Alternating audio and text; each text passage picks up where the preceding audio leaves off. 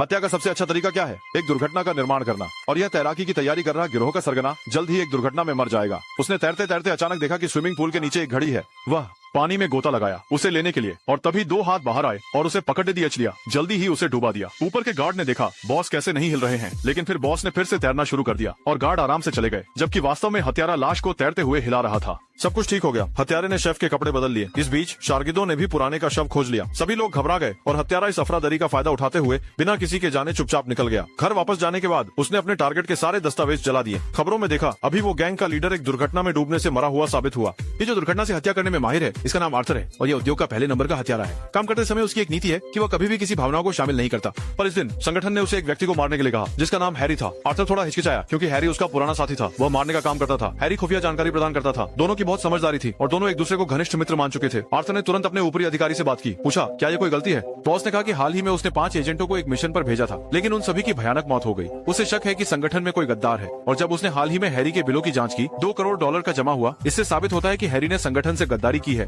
और उसे मरना होगा। आर्थर ने बहुत देर तक सोचा। आखिरकार उस रात उसने हैरी को फोन किया और उसे भागने के लिए कहा।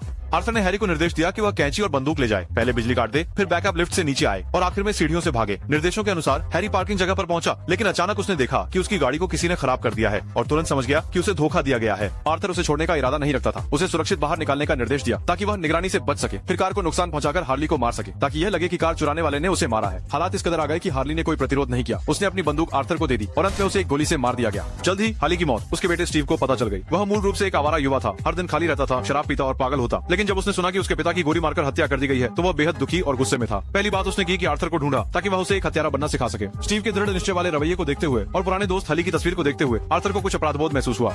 अगले दिन उसने स्टीव को हत्या की तकनीक सिखाने का वादा किया। सबसे पहले है हथियार प्रशिक्षण, rifle, submachine gun, shotgun, sniper gun, सब कुछ सीखना होगा। प्रक्रिया के दौरान आर्थर ने भी स्टीव की अद्भुत प्रतिभा देखी। थोड़े समय के अभ्यास में ही वह हर बार निशाने पर सटीक वार कर सकता था।